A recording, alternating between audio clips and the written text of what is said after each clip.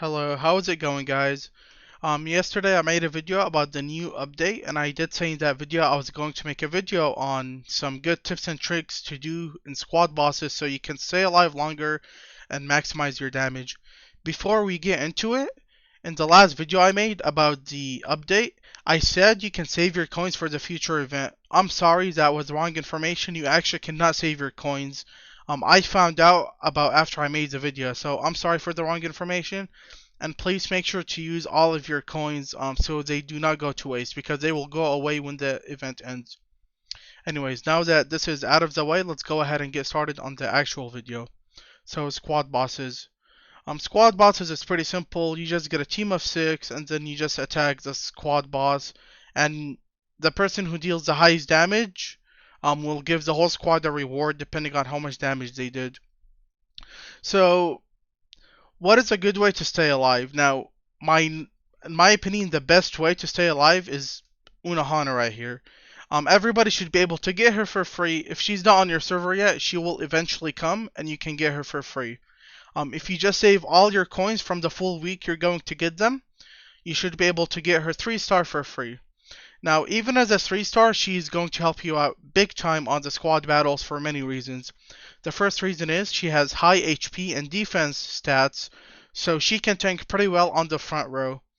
Number 2, she heals all of your team to keep them alive. And number 3, she gives your team more rage. So when she gives your team more rage, your team can do more rage attacks and they can output more damage. So Unohana is probably, in my opinion, the best way to do squad battles.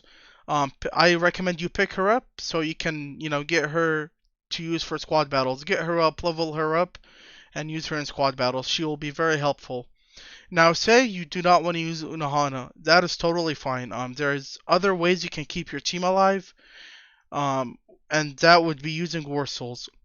Now, keep in mind, the squad boss never attacks the back. The only time he attacks the back is when he uses his rage attack.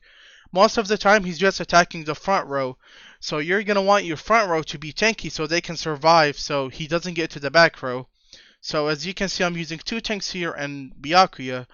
So the front row, I recommend you use defensive War Souls on them.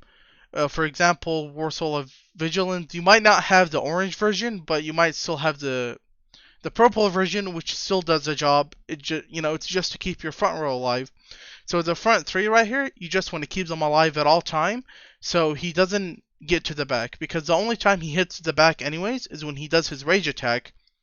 So the front 3 are going to be your main tanks, and you just want to keep them alive. And I recommend you give them defensive War Souls like these 3 right here. Now for the third slot, many people might not have it unlocked because it is a little bit expensive to get it unlocked. So if you don't, you can just ignore it. But if you do have it unlocked, there is, in my opinion, 2 specific War Souls that are going to be really, really good. And it's going to be the Joshiro one and the Orihime one. Now the reason the Orihime one is very good is because she gives HP and she also heals the character with the lowest amount of HP. Say you're back, like for example my Aizen has the lowest amount of HP. Whenever Mayuri attacks, it's not just Mayuri, whenever 3 of your allies attack, they are going to heal Aizen for 30%. Which is really helpful because most of the time the back row is going to be on the lowest HP and they are your damage dealers. So with this War Soul you can actually heal the back row and keep them alive to do more damage. So this War Soul right here is really, really nice. And the other reason the Joshiro one is also very good is because it also gives you HP to keep your front line alive, and it also gives a damage boost to that character. So my Byakuya is up front. He's getting the HP boost from it, and he's getting a damage boost from it. And the damage boost is 6%, which is honestly quite big. So that will definitely have a difference right there. Now, mine is at gold, so if you do have a Joshiro War Soul, it might not be 6%. It's going to be a little bit lower. But either way, this one is really great. And also, it also does heal Byakuya as well. Every time 4 allies attack, he's going to also heal up quite a bit.